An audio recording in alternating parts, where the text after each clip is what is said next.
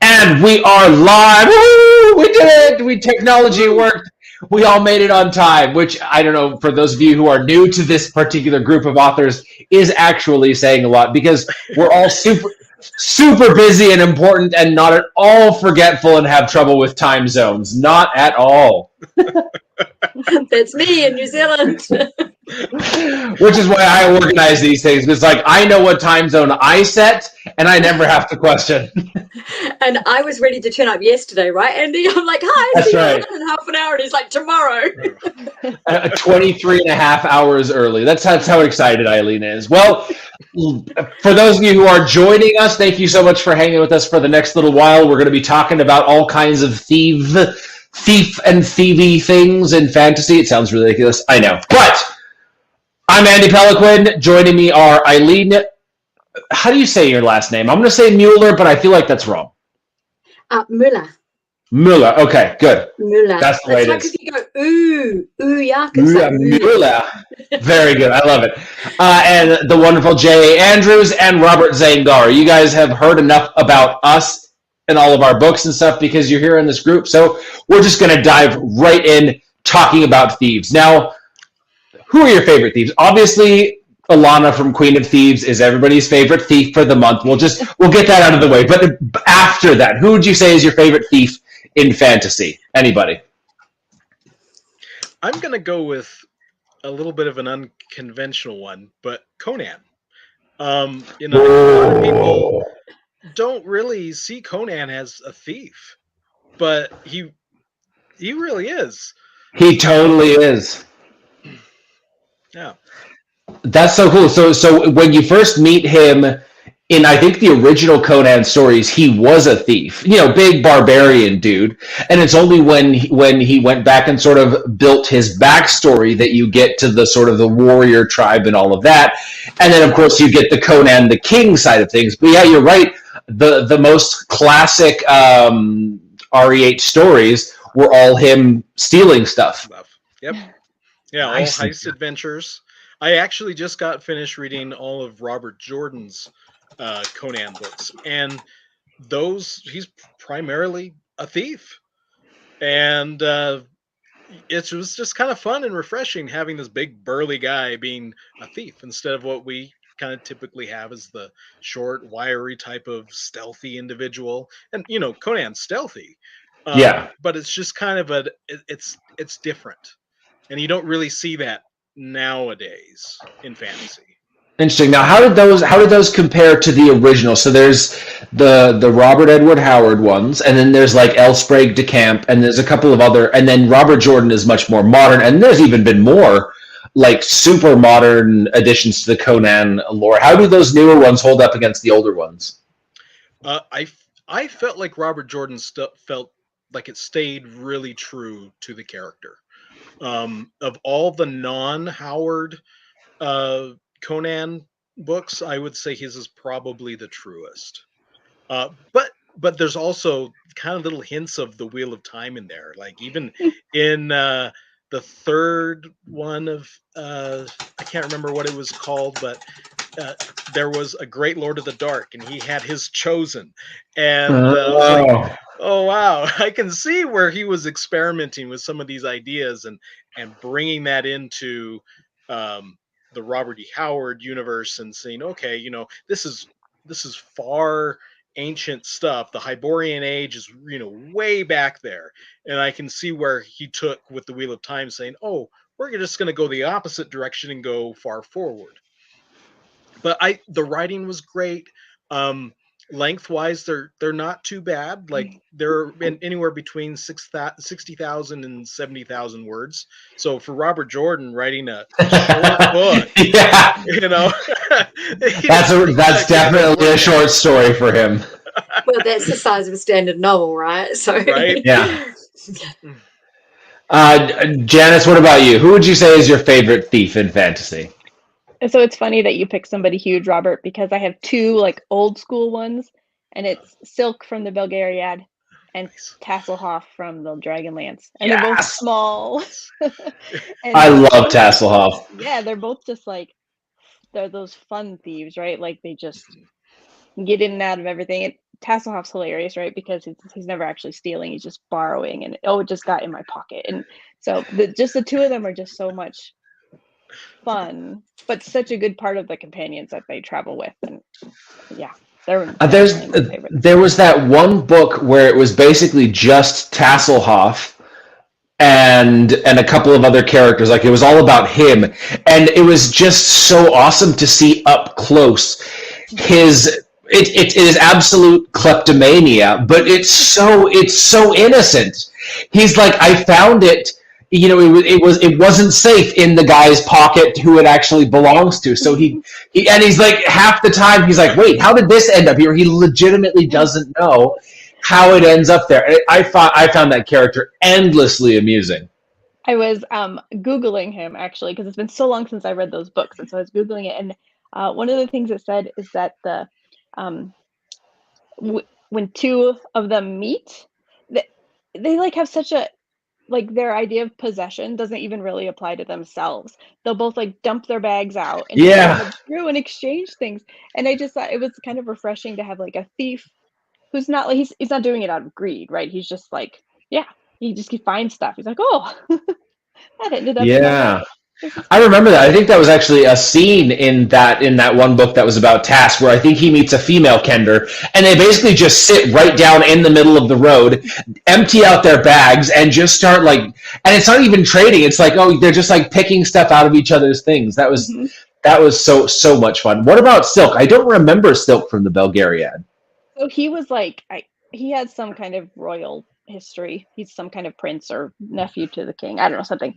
But he the whole country that he's from is like big on spying, right? And so he's in this like government run spy organization, but he's really good at sneaking in and out, and he knows all sorts of languages, and he can disguise himself in all sorts of ways.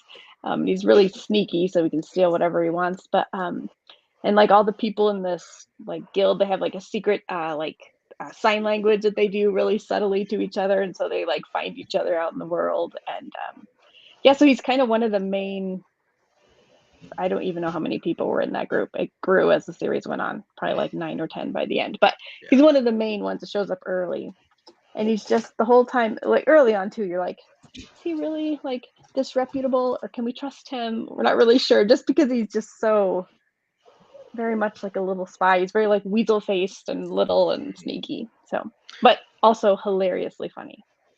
That's awesome. I really think Silk just made the Belgariad for me. It was he's one of my favorites, and I like how he took Garion in under his wing and just kind of was showing him everything, and it just, I don't know, he's a fun character. I love him. Eileen, what about you? Who would be your favorite thief? I've got 3.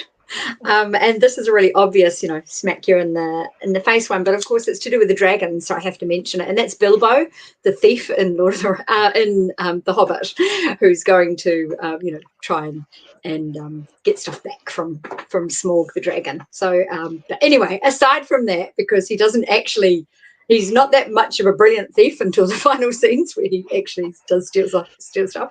But one of the ones I like, which Angel posted a picture in our group, and when the topic came up of thieves, I was thinking, there's a couple of thieves that really stuck in my mind, and one is Alana. The other one is Gerald Landish, also known as Jace in Jeffrey Kahanek's indie books, and his readers loved Jace so much. Jace is this crazy thief who's always out to, he's dealing in the underworld and in the shady, not the underworld, black market, and stealing stuff, and meets someone who's better at stealing than he is, which is interesting at the beginning of one of the books. But he's actually put out a series called just let me look it up again quickly, The Outrageous Exploits of Gerald Landish. And so there's 3 books in that series, and they all there's like a thief for hire, a charlatan for hire, and a trickster for hire. I think there might be a fourth one too. So I quite enjoy him because he's a real fun character, and he's cocky, and he's, you know, and he just has a go and does stuff and disguises himself as a woman, and, you know, does all that sort of stuff. So it's quite fun. But the first book that sprang to mind was one I read years ago, and I was thinking, what's the name of that book? And I couldn't remember. And the only word I could remember was Widdershins. And I didn't go and look it up, but it was buzzing around the back of my mind going, what is that book? And then Angel posted a picture in the Facebook group of a thief. And I was, that's her. And the minute I saw the cover, the artist name and the story name and everything sprung to mind, and I went up and Googled it again to remind myself. So her name's Adrienne Sati, and she's a thief who grew up as an orphan, but then was adopted by someone wealthy, and he's sort of been her patron. So she uses her persona, you know, as this wealthy person to get into all these high high society meetings, and infiltrates and wanders around in her gown with her jewels on, looking absolutely fabulous, and sneaks back at night to steal whatever she's tasked to steal. And the thing I love about that book is the mythology they've woven into it. There's 147 gods, and she's got a particular god who's looking over her shoulder, taking care of her. And it's quite funny, really funny, but her exploits, the way she breaks in, and, you know, all the shenanigans she gets up to, which I suppose is similar to a lot of other thief and sort of sneaky trickery, you know, climbing up things and going down to dungeons and sewers and things like that. So yeah, I enjoyed that one. Very cool. So as you guys were talking, it actually reminded me of a lot of them. So when I was thinking about this podcast, the one that came to mind was obviously Tasselhoff Burfoot, the greatest thief. But that actually reminded me, so I'm listening to Brandon Sanderson's Mistborn second era, and the character Wayne, he is just this ridiculous, amazing guy who he has this thing where he trades. Everything is about trade. So he'll take a gold pocket watch and leave, you know, like a dead rat in the pocket, and it makes perfect sense to him why he's doing these trades. And the whole time he's doing, like, every single scene he's trading something with someone. And it's just so funny. And this character is already just so odd, and just this addition of sort of kleptomania makes him so much more amusing. The other one who everybody knows or should know and love is Locke Lamora. So everybody knows him more as a con artist, but first thing he did was just, you know, thief, pickpocketing, all of that, until he discovered his flair for the dramatic, which makes him such an awesome con artist. That series was the one that inspired me to write the Queen of Thieves series, because I loved that whole flavor of the dark fantasy. Was so much fun. Another interesting one that I read, I don't know, it was 20 years ago. I was super young. It's called The Queen's Thief, and it's very classic fantasy, but it kind of plays off like Roman and Greek gods. So who's that? Megan Whalen Turner. Oh yeah, I think I've read it. I'm just going to look it up so I recognize the cover. And I only actually read the first book in the series because it was all I had access to. But the way that the guy, his name was Jen, he goes around doing his thiefy stuff is so cool, so unique. I was like, this is such an awesome character. I really, really liked him. And then, of course, honorable mention goes to Whitney Firestone, the greatest thief ever. From Jamie Castle and Rhett Bruno's Buried Goddess saga. I listened to the first two books on audio, and my goodness, that guy is just endlessly entertaining. He comes up with the most ridiculous things, like the most ridiculous quips, and he keeps finding ways to one-up himself. And he insists on proving that he's the greatest thief alive, and no one really cares, which is what makes it so much more fun. And of course he does, his whole thing is that he like steals the goddess or something. Like, I don't remember exactly, some big thing. And he's like, yes, I did this. No one else could have done it. And everyone's like, we don't care. You're just getting me to add to my audiobook list now. Right. Here's a fun question. Go ahead. I think I did read the ones by Megan Whalen Turner. What was that? Oh, the new covers. I know those. They were absolutely brilliant. And is that where he gets his hand? Oh, spoilers. He gets his hand chopped off and he ends up without a hand. Oh, and he has to end up marrying his enemy. And, Amazing. That was one of my favorite series 20 years ago. 15. yeah, that's possible. I think I only read the second book. Yeah, The Queen of Italia. I read the whole lot. I think I read them 2 or 3 times. No, he was brilliant. I'd forgotten about him. I'm trying to remember his name. He was a lot of fun. Oh, Eugenides. That's right. And he has to learn how to steal. And no, that's brilliant. I think I read the second one first and had to go back and read the first one. Does it go back in time? It does some jumps in time. The first one, amazing series. It had this really, really interesting thing where one character says something sort of like Godspeed or something to that equivalent, and through the choice of words that this character says, it reveals his true origin. And it blew my mind that some tiny little detail like that could be so important, and that kind of like it burned in my head. It comes out miles and miles later where you suddenly go, oh my goodness, what did he say back there? And you have to go back and look. And it kind of like couldn't have been it. Yeah. It burned into my head the importance of these little tiny details that, when set up correctly, are just amazing. I don't know, have any of you guys seen the movie Bullet Train that just came out recently?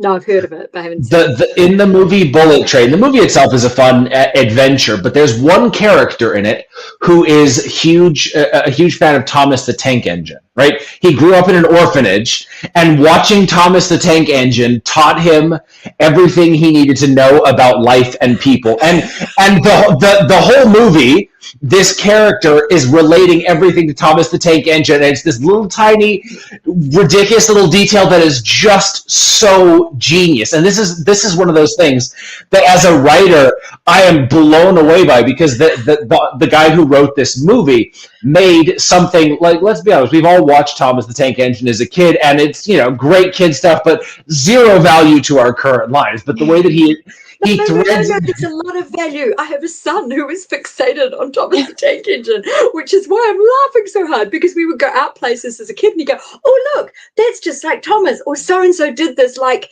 what was that horrible Pinchy, that horrible train that had the snapper on the front that they called, like, it was Pinchy's gonna get you. And so you'd be like, oh, he's awful, just like the guy with, whatever the train was. Anyway, I'm waffling, so I can identify with that. But the way that when details like that are dropped in and they don't seem relevant, or they're not super big until they are at some point, and it's like it. As an author, I feel, oh my God, I wish I could be that smart and come up with something that cool. I have done that in my books. We're not supposed to be talking about my books, but there's a particular phrase I use to describe what happened to some characters who are in the past. And it's only in the 6th book that you actually realize that euphemism, which is commonly used in society, actually means something completely different, and that those characters are not where or how you thought they were. So and there's a whole book based on it. Like, it's like, oh, there's a wee surprise for you guys. So yeah, all that surprise comes out in Sea Dragon. So for those of you who are going to get around to reading Janice's books, she does something very, very clever with that in her books. I'm not going to spoil it because it's awesome. When I saw that, I was like, what is this? How did I not see this the whole time?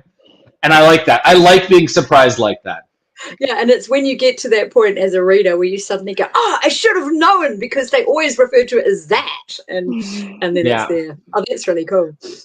All right, here's a fun question. What kind of thief would you be? Like, knowing you, the person, not your, fictionalized version of yourself who you would like to be. You, the person, what kind of thief would you be? I think I'd have to do lock picking, because I'm not like big or fast. I need to be like, I'm very small, so maybe I can like fit in places. And if I like sitting still and listening to locks click or safes turn, like that feels like a learnable skill to me. Like dangling in from ceilings and stuff, not so much, but maybe like sneaking in and trying something quiet and then sneaking out. Very cool. Eileen, what about you? What would Eileen do? I said I'd steal dragons. eggs. Actually, I probably wouldn't steal them. I'd probably go on Dragonback to steal things, but that's not very unobtrusive. So I quite like the idea of, those, and this is not me, I'm sure I'd fall down in between the alleys, but I love like the rooftop chases where you steal something and you're running along a roof and you jump on. But anyway, so you'd be a parkour thief. Yeah. A parkour thief, yeah, and scaling up gutters and sneaking through. But oh my goodness, in real life, my kids would be going, "Yeah, Mom, like when was the last time you fell off a playground?" I was that crazy mum. I won't tell you how old I am, but 10 years ago, I remember I did 3 things in a year where I was doing crazy stuff with my kids. I hopped on a modern skateboard, and I still had my skateboard that I got when I was 10.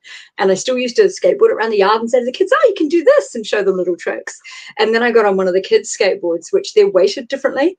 And they're so sensitive that when I stood on the kickback to turn the skateboard around, which you used to be able to do, the whole board flipped. And I landed on the ground and my whole hand swelled up. And in the same year, I was on a playground showing a kid a stunt we used to do as kids and mutilated my thumb. I don't know how I wrote after that for months, and I did like 3 things in a row. And I finally had, the person I was going to for treatment say, "Hey, how old are you? How many other mothers do you see on the playground?" And I was like, "Oh, well, my other friend does." It's like, no more. So, yeah. So even though I'd like to be one of those thieves, I'd probably end up in the hospital on most of my escapades. Okay, we got a few questions coming in here, Andy. Have you seen them? Yeah. I was going to save them till a little bit later. Okay, cool. Yep. Robert, what kind of thief do you think you'd be?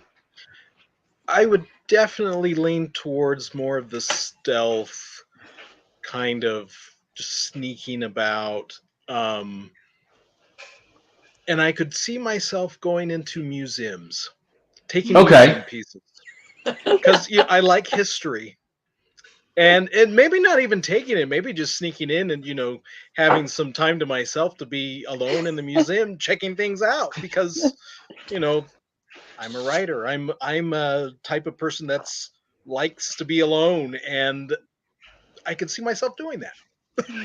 You've got me squinting at your bookshelves to see if there's any stolen artifacts on them. Yeah.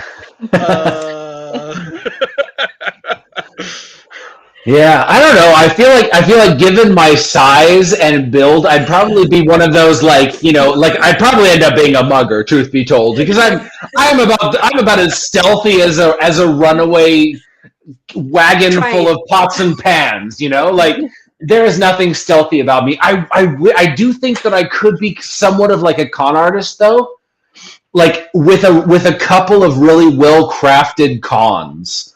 Like using sleight of hand and stuff, because my brain tends to get really creative with those kind of things. So I don't know if I'd have the acting chops to pull it off, but like coming up with the ridiculous things, I might be able to. I could see you like that. I could totally see you either as like a mugger, because you are huge. Like, let's face it, if I stand next to you, me and Janice would be up to your chest. Robert probably too. Yep. But also you just have a winsome smile, and you could have your way with people and be talking to them, and bang, things are switched up. I saw this guy's pulling people up on the audience, and next thing he's got their cell phones and their credit cards and their watches.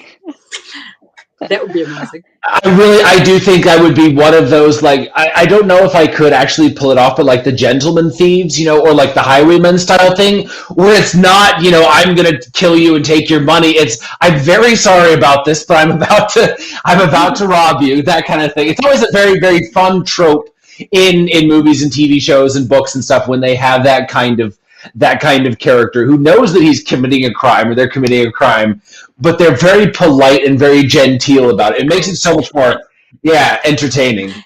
Let me relieve you of that heavy stone around your neck, madam.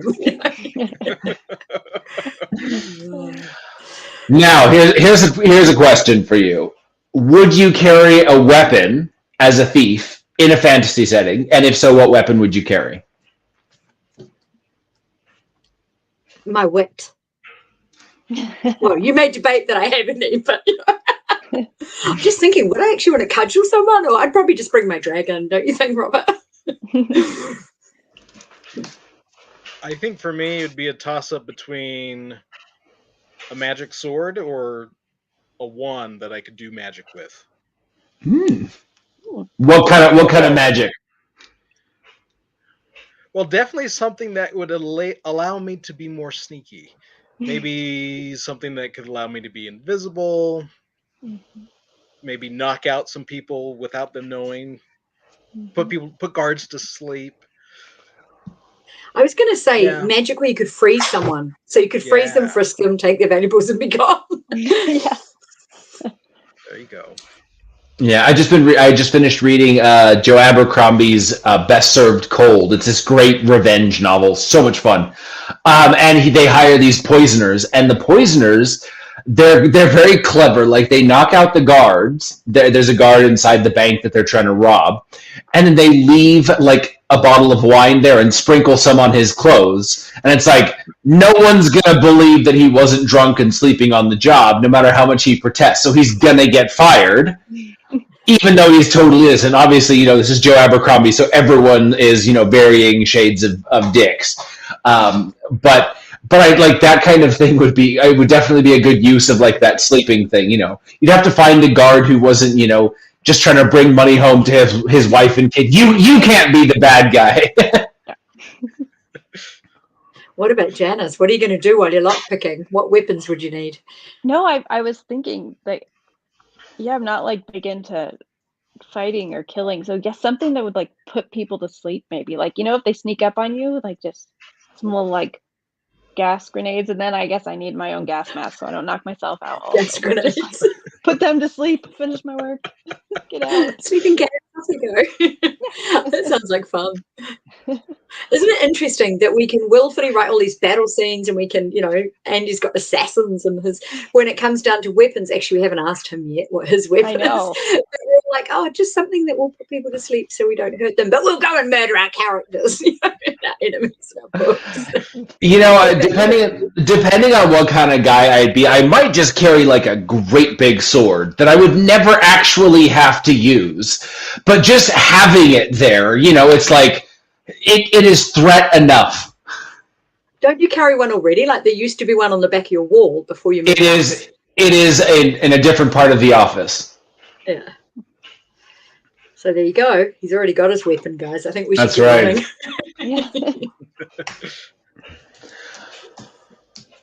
All right. Here is a fun question that someone came up with that I liked. Would you be a thief for hire or for your own gain, or just steal enough to get by? This says a lot about your moral fiber, people. No pressure. Well, depending on which fantasy character I was playing. Of course, I keep harking back to dragons because that's just easy for me. But, they amass giant hordes of stuff. So, that could be an option. But that's just stealing for the sake of it, isn't it? That's like the whole greed and avarice motivation. So you'd steal to add to the dragon's horde? I don't know. I probably would be more like one of those orphan kids stealing to stay alive on the alleys somewhere. Mm-hmm. And I've got a character in one of my books who does what he calls trading up, where he's always trying to make a deal, and he starts off with a penny or something and ends up with all these amazing things just through gift of the gab. So if I was that clever, it would be fun to be like that, to do the whole trading thing that you were talking about, leaving a rat in someone's pocket. Yeah. It's a good deal. I'm gonna go like the it's not fantasy, but the Firefly route, like the TV show, and for hire. But then there's certain people that you're just like, yeah, I'm not working for you, or get in the middle of the heist or the deal and think, oh, this person's so much worse than I thought they were. I'm not going to do this. And or like people you wouldn't steal from either. Right. Yes. Yeah. Or maybe you would if they're that bad. Since I'm a little more of a lone wolf, I probably would just be stealing for myself, and I would not take any contracts for hire. So you do like street level thieving, or you do like burglaries or heists? Like what are you thinking here, Robert? Let's break into this. I would probably break into a larger heist, because if you could do a lot of so if you did a lot of little things, you got a lot more things you got to do. But if you go after a bigger score, then that's maybe once or twice a year, or maybe even every couple of years if you can stretch it out. It's like his retirement plan. You barely have to work and you get by. I will say this. Every single movie, book, and TV show where shit went wrong for the Thieves, it all started with one last score, when they were small time and they were just, just doing it, keeping it low key, they were fine. And then it's always, all right, the one last, the bank job or the heist from the person who turns out to be a cartel person or serial killer or something. It's when you see those, those ka-ching, those dollar signs in their eyes, and they're like, oh, just this last deal. It's going to be easy. Yeah. It ends up going wrong every time. Whew. All right, switching tacks a little bit. We got a question from the audience, which I'm super excited about. So for those of you who have read the Queen of Thieves series, honestly, even like 5 pages in, you'll know just how dark the series is. The character goes through just horrible things to get to where they, to where the story takes them. For the other people on the list who don't write as dark fantasy as me, how much hell do you put your characters through to get them, to get their story moving? Like, how dark are you willing to go?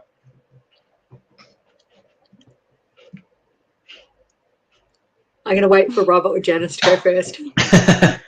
I'm willing to go as far as I need to. And I know that's very vague, but I'm not one to shy away from killing characters or maiming them or killing off their loved ones. So, but I like to look at what is an appropriate conflict for the situation. So sometimes it might only need to be something. Another time it might be, well, we got to get away and we've got to go through this sewer and swim through a bunch of garbage to, get away. Or it could be, something as simple as, oh crap, I stubbed my toe and I'm having a hard time getting out of the window or whatever,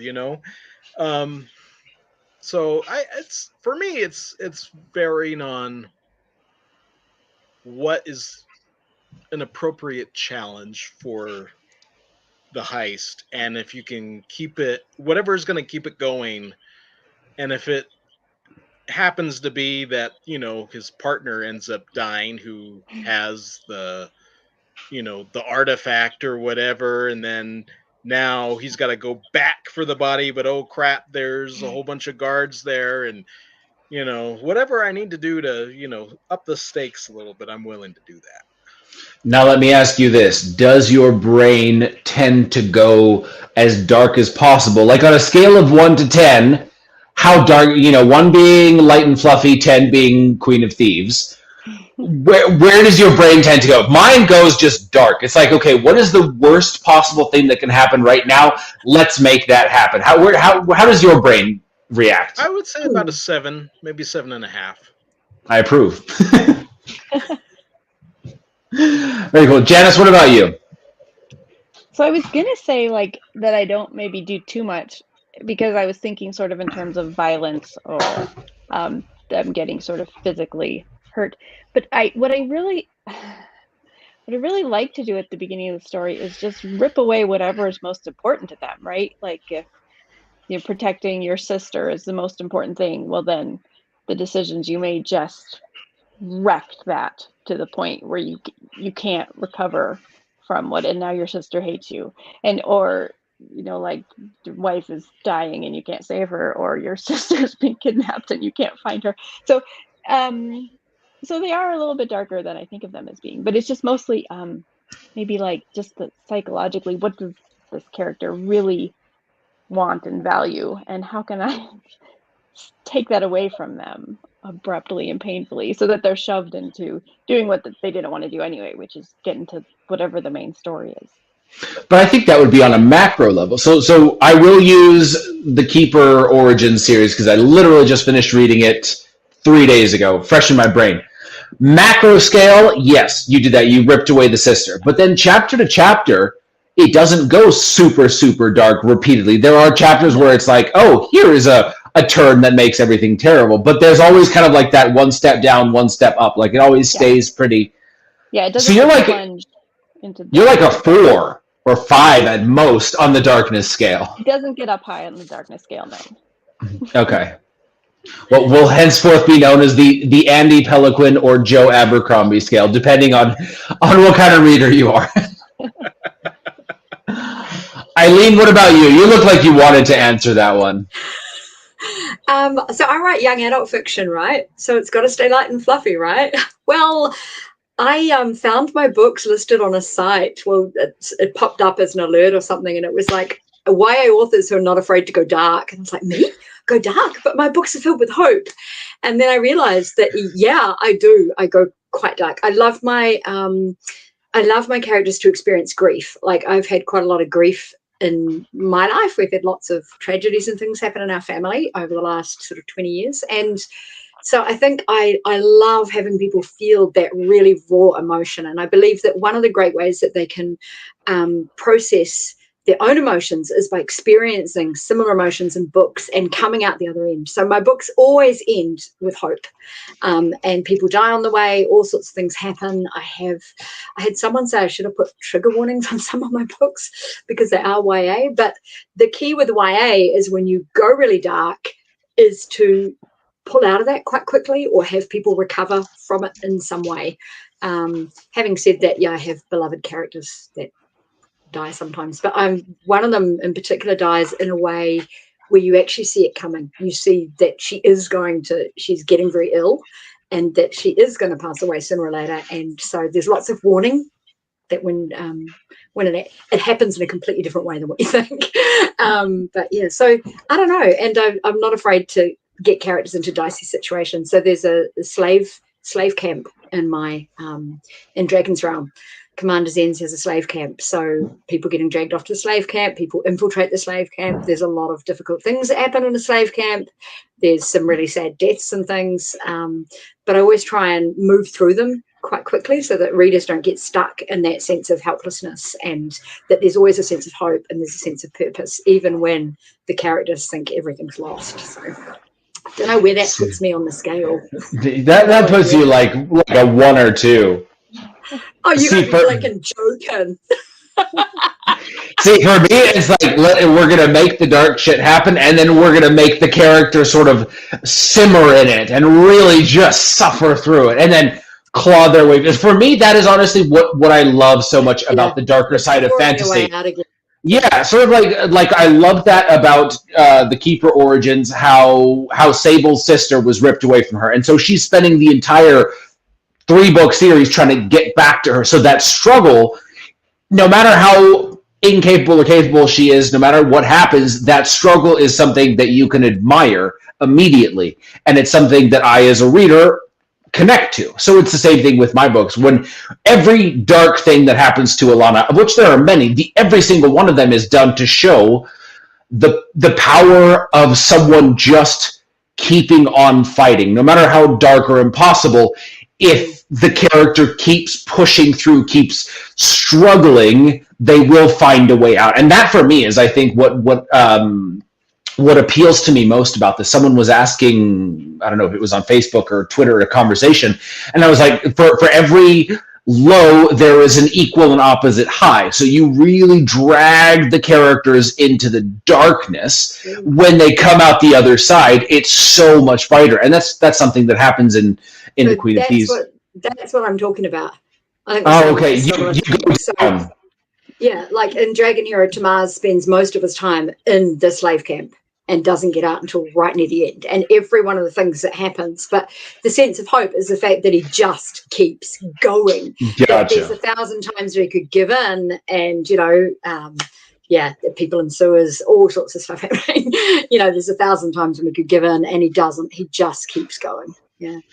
Yeah, I like that. For me, is what draws me to a character almost more than anything else, is just that persistence. Yeah, the grit to keep fighting through, no matter how impossible it is. Obviously, if it's just endless darkness and there's never a break from it, then it gets a little bit too much, a little too hard to read. So when I was writing The Queen of Thieves, it was like one chapter down, one chapter up, or one chapter up, two chapters down. But it was a very conscious, almost a heartbeat of the story to make sure that you get these moments when they're sitting on the rooftops, with a bottle of wine, watching the sunset. Sorrows. Yeah. Not even drowning their sorrows. It's like they just pulled off a successful heist. They have a bottle of wine. They're sitting there watching the sunset.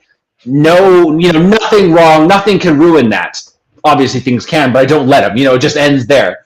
And then the next chapter, oh, so-and-so just died, or oh, so-and-so, just got arrested, or whatever it is. But being very conscious of that, because having read some of these books that are just really relentlessly dark, they can almost become depressing. It never gets any better. I like that up and down. Mm-hmm. Whew. Well, I think we have talked so much about Thieves that we're all talked out for the day. Do you guys have anything else you want to add, or about Thieves, I guess, or are we good? No, I think we're good. I think it's striking me how you just feel like everybody loves thieves in stories. But I mean, if you're going to be a thief, you got to be clever, or else you're a bad thief and then no one cares about you. And so that's fun. It's just so fun to read clever characters who are obviously thinking different than just everyone else in society, to be like, how can I go against what everyone else is doing and fill in the blank. So anyway, I think as an author, it's really hard to write clever characters because you have to be as clever as a character, even if it's very slowly and built over months to make the scene right. But, yeah, you have to pretend to be more clever than you actually are. Exactly. Or interview more clever people and take their advice. And you guys are clever.